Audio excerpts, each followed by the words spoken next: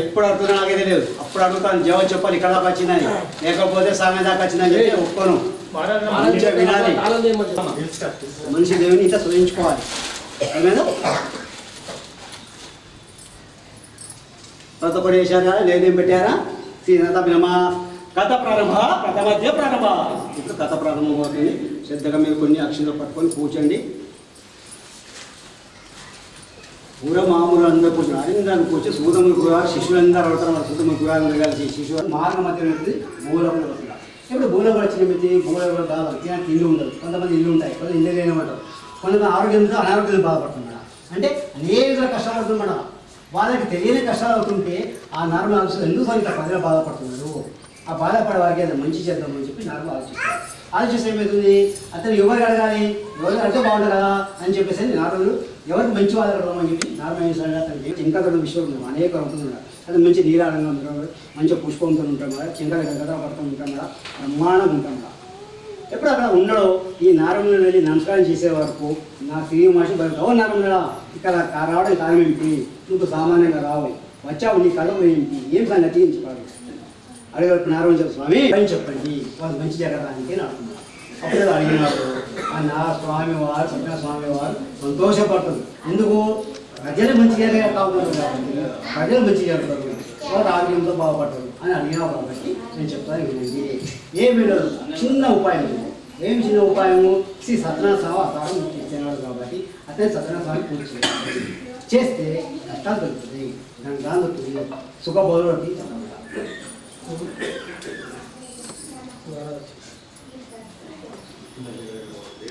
ఏమేమి కావాలో అన్ని చెప్తాను వినండి. విషయం కానీ నార్మల్ చెప్తున్నాడు. అయితే సత్యనారాయణ చేయడానికి ఏమి సామాన్లు కావాలి. ఏం సామాను? ఒక పీట తీసుకొచ్చుకున్నాను. పీట కూడా వస్త్రం, వస్త్రం అనేది బట్ట, వస్త్రం వేయాలి. వస్త్రం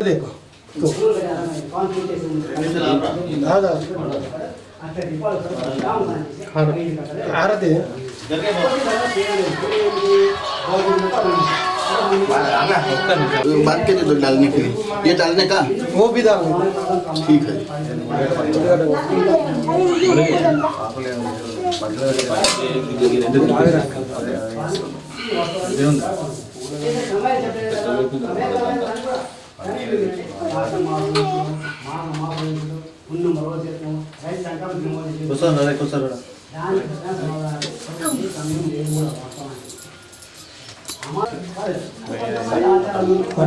वो बाहर का कर्पूरा की ले लो।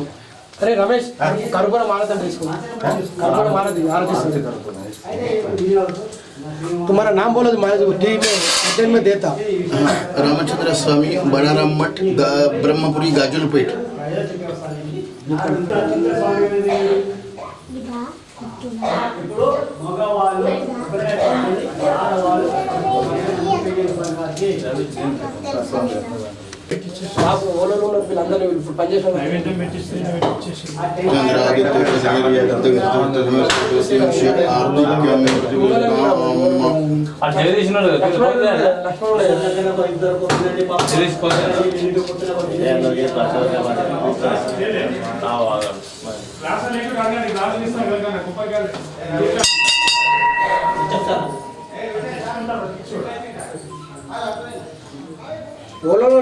कर्पूर गौरम करुणावतारम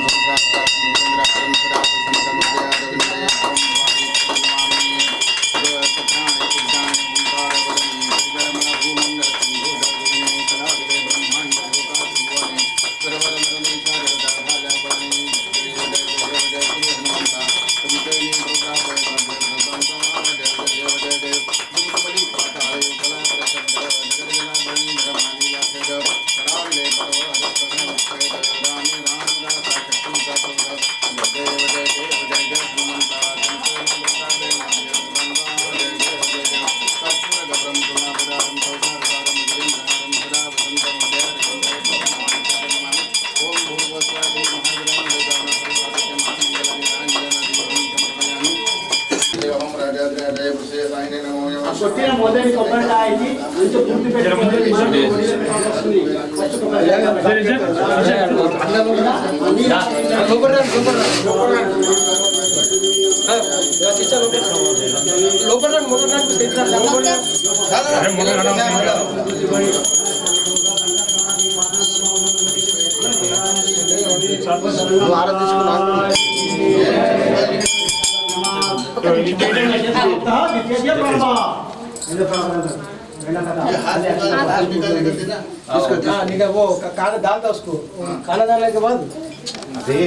సాక్షాత్ భగవంతుడు ఈ బ్రాహ్మణ సన్యాసుడు చెప్పాడు, రంగతమా ఏమి లేదు శ్రీ సత్రాపం చేయాలి.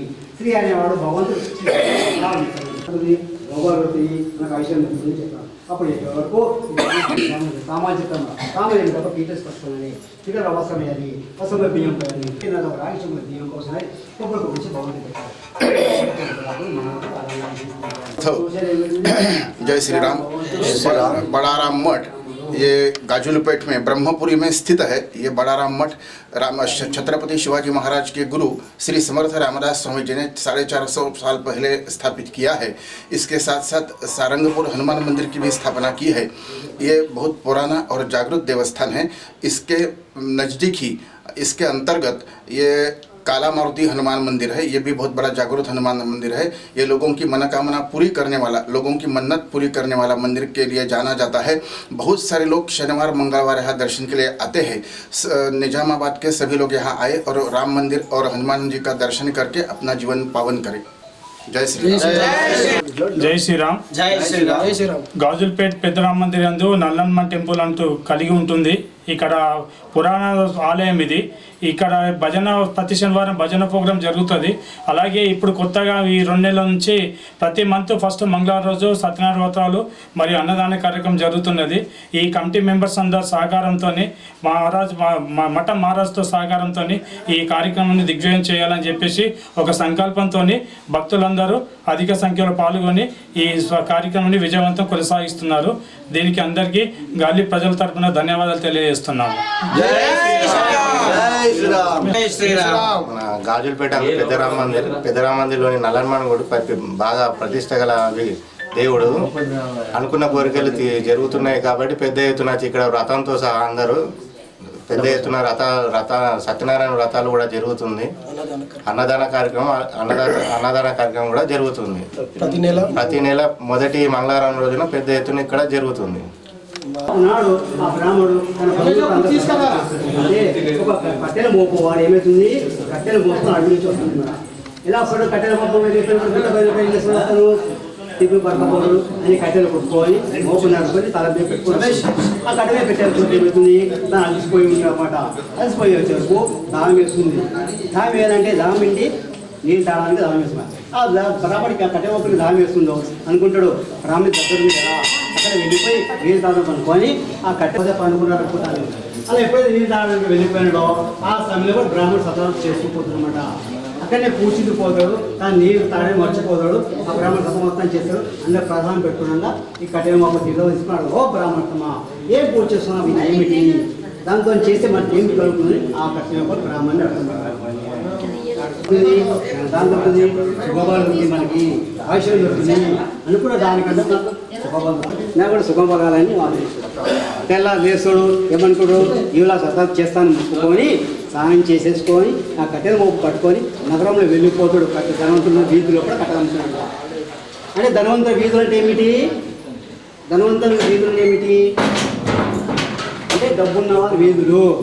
ఇప్పుడు మన నిజామాబాద్ ఎక్కడున్నాయి ధనవంతుల వీధులు, శివభాష నగర్ అలాంటివి. అక్కడ పోయి అమ్ముతుంటే కట్టె అధిక ధనానికి కొంటారు అన్నమాట. ఒక్కొక్కరు కట్టెల కూడా ఏం జరుగుతుంది, దాన్ని వచ్చేసింది. అప్పుడు తర్వాత ఆలోచిస్తుంది, నాకు ఇంత ధనం దొరికిందంటే సాక్షాత్ ఇచ్చినాడు. నేను ఎన్ని కట్టెలు పట్టుకోవడానికి ధనం రాలేదండి, ఇవాళ ధనం ఇచ్చిందంటే ఆ స్వామి నాకు ఇచ్చినాడు. ఇవాళ బౌద్ధ రాష్ట్రం దొరికింది నాకు కొని ఆ మనసులో కూడా ఆనందంతో తన బంధువులు తీసుకొని వచ్చేసి సామాన్లు తీసుకొని వచ్చి ఆ కట్టెల లోపల కూడా తన ఇంటిలో కూడా నీకు కలిగినంత సత్రాలు చేయాలన్నమాట. ఎందుకంటే అది నీకు డబ్బు చేసి అప్పు చేసి సగం పూజ చేయమని చెప్పారు. నిదాన శక్తి కలిగినంతనే చేసుకుంటే ఆ స్వామివారిని మనకు ఆశీర్వదించారు. అప్పు చేసి ఈ కడవ బ్రాహ్మడు సర్వలోకానికి పుణ్యలోకానికి వెళ్ళిపోతారు. మహారాజుకి చింతలు వేసేయండి, చేతులు నక్షింతలు.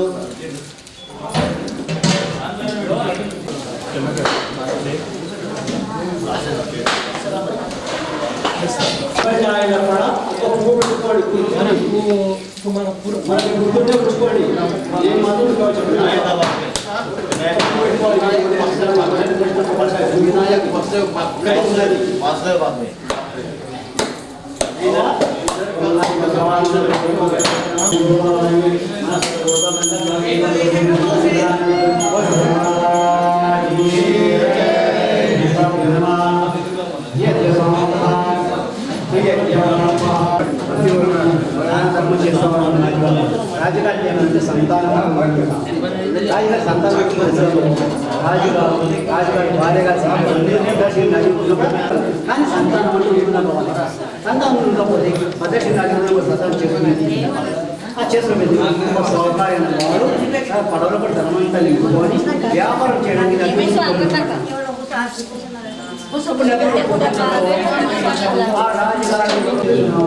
ఏమిటి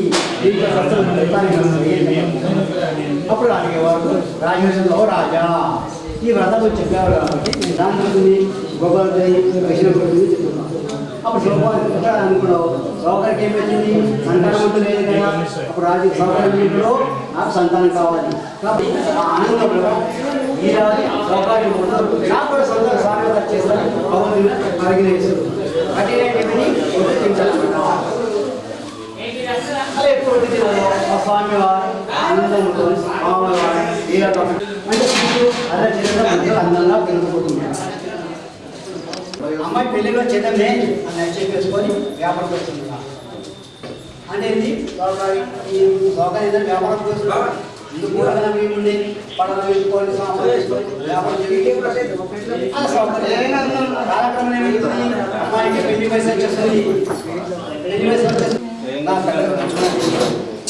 కూతురు ఇచ్చేసి పెళ్లి చేసి కూతురు పేరు ఏం పేరు? ఇప్పుడే అలా ఎప్పుడైతే అమ్మాయికి పెళ్ళి ఆ పెళ్ళి అంతా అయిపోతుందన్నమాట. సదానం చేస్తున్నమాట. ఇదే విధంగా ఎప్పుడు వ్యాపారం వెళ్ళిపోతుంటాం. స్వామికి ఏమవుతుంది? కోపం పెరుగుతుంది కదా. మనం అన్నం పెడతాం కదా, అన్నం పెట్టకపోతే ఆకలి పెరుగు కదా. ఆకలి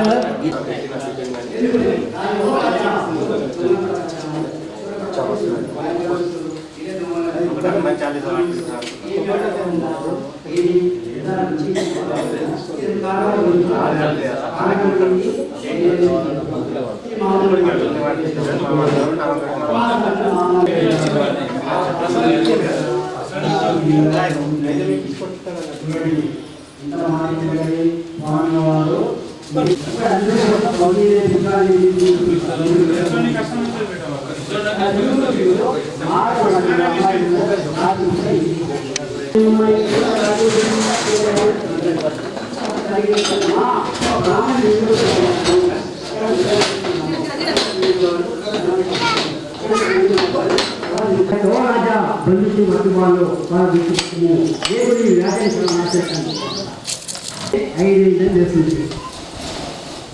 అదేవిధంగా ఈ రాజుగారు లేచేసి అందరితో పాటు విచారిస్తున్నారు. ఎట్లా పడి ఏం చేద్దాం అనుకున్నారు. వాళ్ళందరికీ ఏమీ లేదు, వాళ్ళని మనం పంపిద్దామని చెప్పి రాజేసి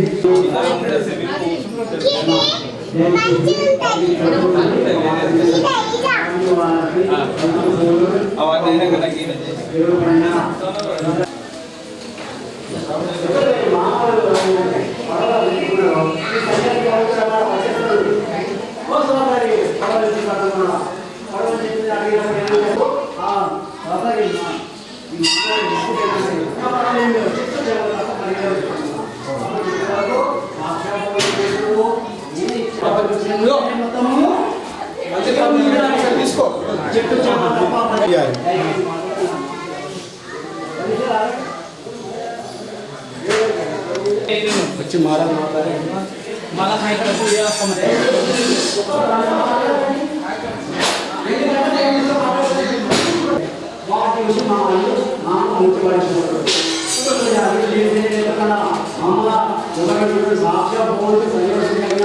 అంటమా అదే స్వామి వాళ్ళు అలా పెట్టుకుంటారన్నమాట మామూలు పెడుతున్నారు.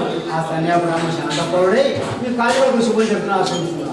ఎప్పుడు ఆశ్రమించాడు మామూలు కాళీపై చెప్పి రాజ్యాలు పడవలో చూసేది ఏమవుతుంది చెట్ల చెమ్మని మళ్ళీ ఆ ధనమంతా తెచ్చుకోవాలి. నా యొక్క సేవకుడు చెప్పి పంపిస్తాడు వెళ్ళిపో నువ్వు వచ్చినా చేసి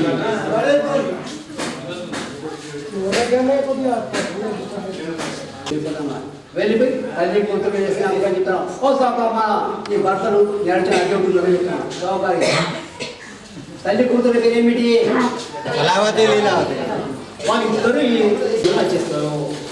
వచ్చేసే ఇక్కడ పడవతో పాడు అందరూ మునిగిపోతాడు. అక్కడ ఏముంటాయి నీళ్ళే ఉంటాయి. వాటి పూజ ఏమంటేది నా భర్త నేను బతుకుంది వాళ్ళు ఏడుస్తున్నారు అందరు ఏడుస్తుంటారు. ఆ నది మొత్తం ఏడుస్తున్నారు సమానం.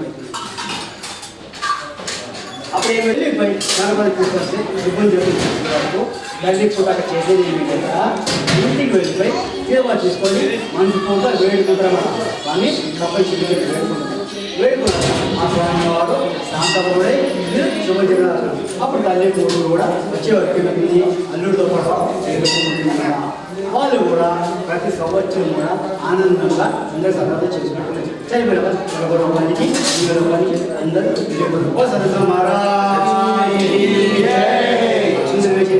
చింతలు మీరు ఆడవాళ్ళు గంధం పసుపు వేయండి మొత్తము తన మా బాబు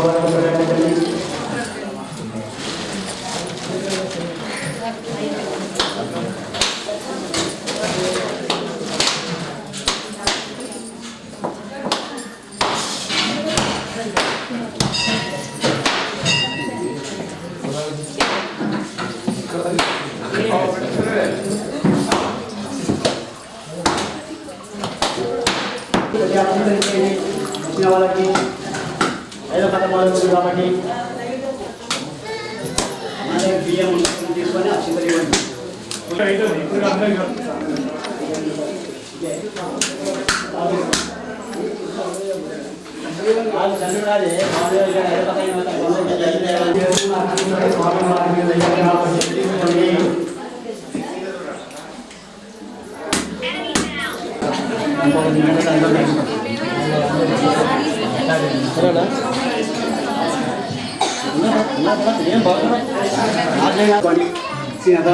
పంచమధ్యమేశ్వర వరకు తుంగపల్లి రాజుగారు అక్కడ మంచి విధానం రాజుగారు కూడా దండాలయంతో పాటు కుటుంబంలో రాజుగారికి ఏంటంటే దిగులపడి వేడుపక్కన రాజుగారు అలా రాజుగారు దిగులపడి వేడుపప్పుడు పూజతో గొల్లవాడు ఉంటారు కదా. ఆ గొల్లవాడు చూసుకోండి రాజుగారు వచ్చినాడు రాజుగారు ప్రధానం పెట్టమనుకొని కాటా తీసుకొని చిన్నపల్లి వాడు పూజ స్థలానికి వచ్చేస్తాడు. అక్కడ రాజుగారు ఏంటంటే అక్కడ పోయి స్నానం చేయడం చిన్నప్పుడు వెళ్తున్నాడు. తినప్పుడు ఏమంటాడు నేను రాజుగారి గొల్లవారి ప్రసాదం ఎదురు తినాలి రెండు తన ఆంకారం ఎప్పుడు ఆంకారం ఇంటికి వెళ్ళిపోవడం స్వామివారికి ఎంత ప్రభావం తిరుగుతుందంటే ఎందుకంటే నా ప్రథమ తినకుండా పోతున్నాడు కాబట్టి నీతో పాటు నీకెన్ని కష్టాలు సమర్పించాలి. నీకెన్ని గంటల టైం ఉంటుంది అందరికీ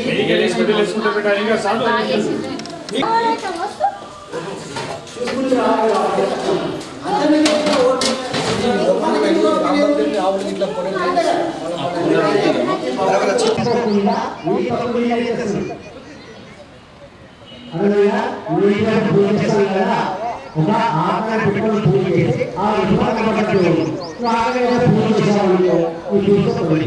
పక్కన అది ఆకారం పెట్టుకొని పూజ చేసి చెప్తాను. అదే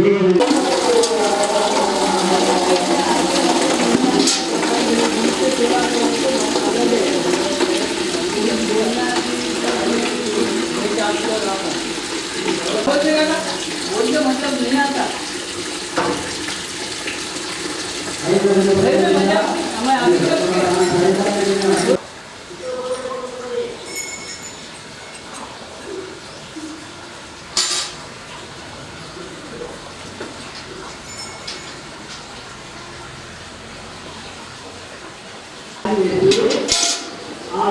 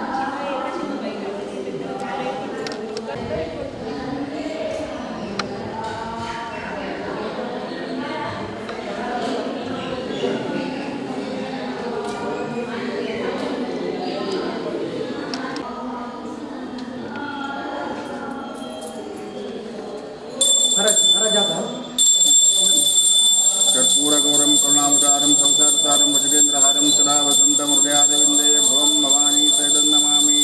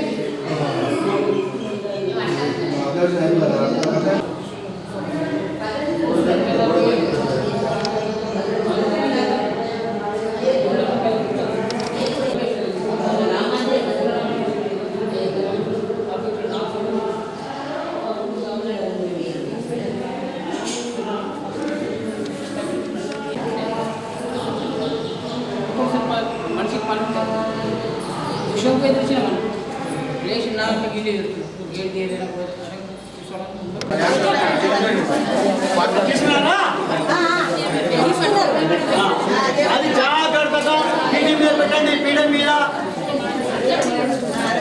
మీద పెట్టండి.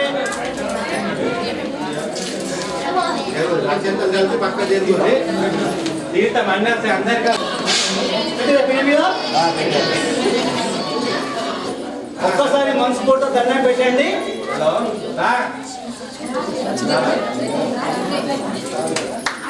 అయినా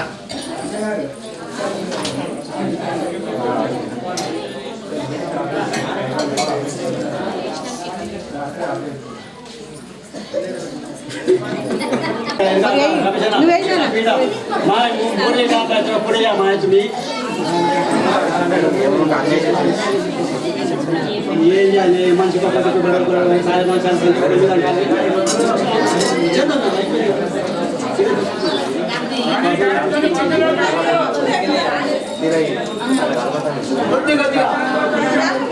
అమ్మా కొద్దిగానే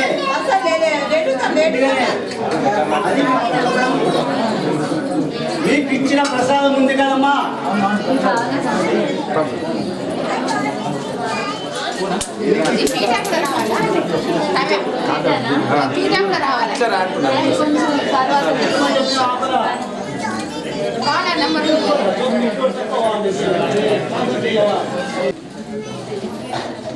ఇప్పుడు మీకు ఇచ్చిన ప్రసాదం ఉంది కదా, మీకు ఇచ్చిన ప్రసాదం ఎంతగా మాత్రం కొద్దిగా ప్రసాదం పెడతాను.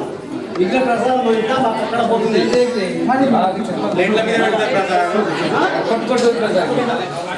మీకు ఇచ్చిన ప్రసాదం మాత్రమే పప్పు పడుతుంది. అలా ఎవరు మాత్రమే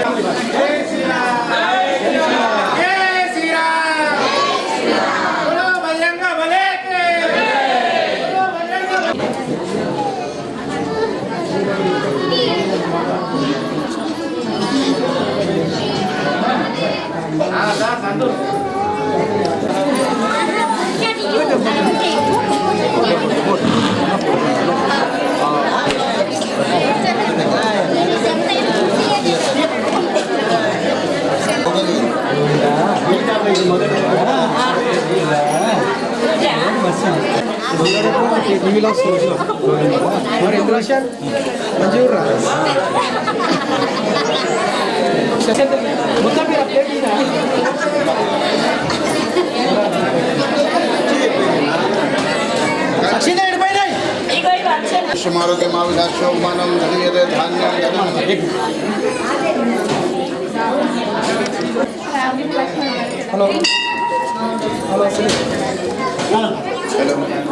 श्रीर्वर्चस्वमायुष्यमारोग्यमाविधाशोमानं मेदे धान्यं धनं पशुं बहुपुत्रलाभं शतसंवत्सरं दीर्घमायुः दीर्घमायुः दीर्घमायुः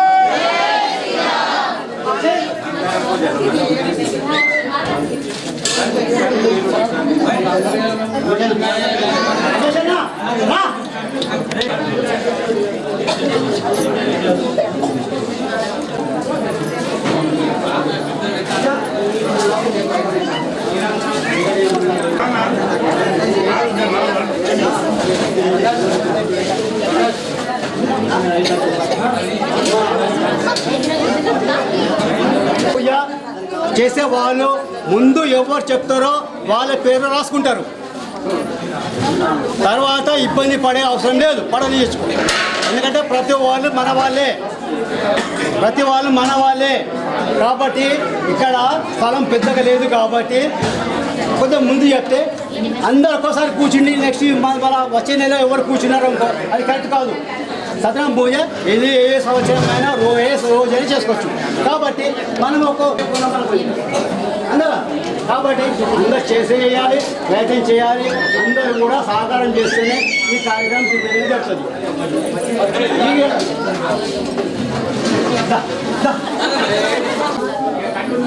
నేను 5 సంవత్సరాలు పెళ్ళండి. నేను ఇక్కడికి వచ్చాను. కానీ దేవుడికి 11 ప్రదక్షిణాలు 4-5 గంటలు చేయలేకపోయాను. భయం అయిపోయింది. చివరికి నేను 9 ప్రదక్షిణ చేసి వెళ్ళిపోయినా. భయానికి అంత పవర్ఫుల్ అనమాట, శక్తివంతమైనది ఈ దేవుడు.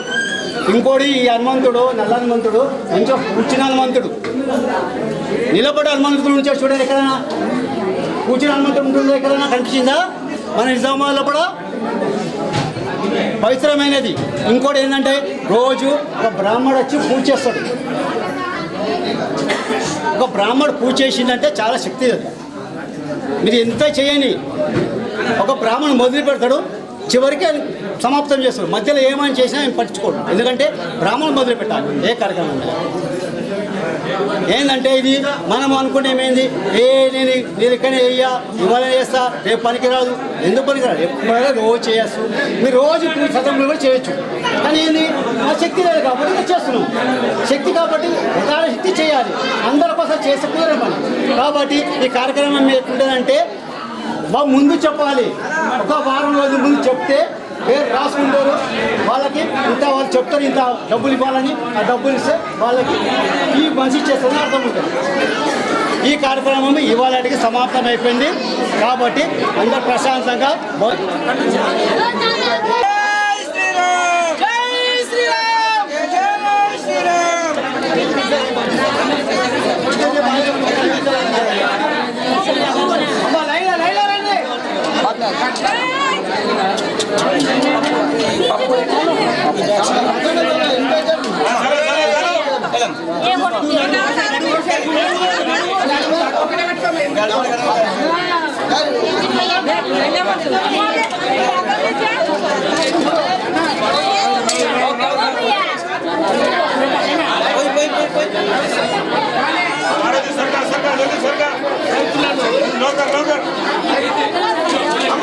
मिलेगा अम्मा साहब मिलेगा अन्ना साहब जय श्री राम जय श्री राम अन्न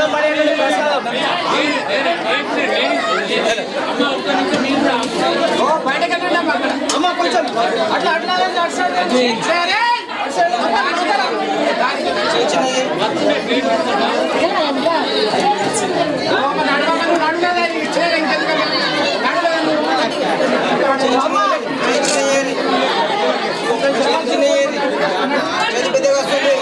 కొంచెం బట్టి మళ్ళీ వస్తారు.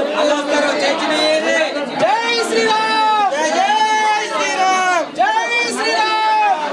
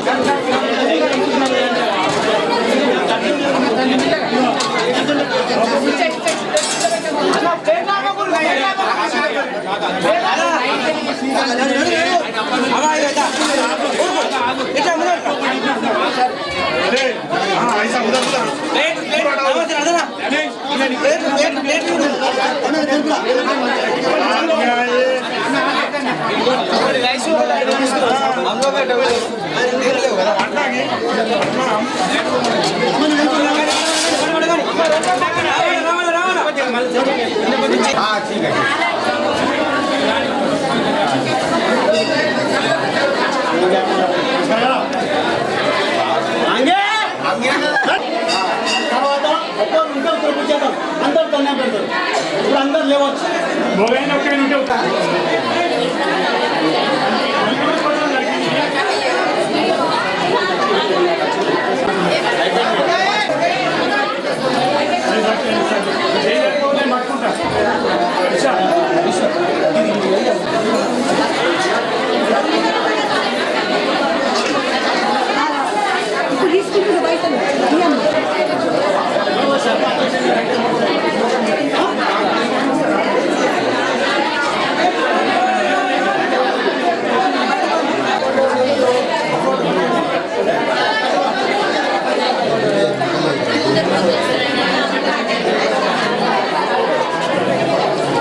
అందరు కొంచెం ఫ్రీ అవుతుంది.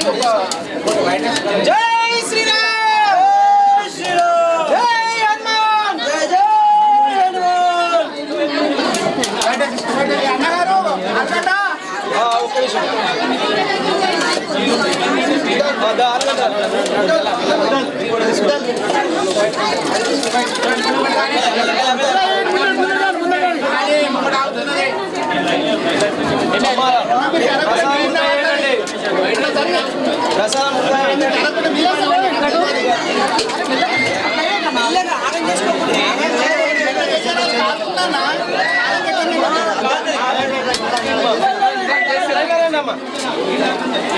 పంపించాలి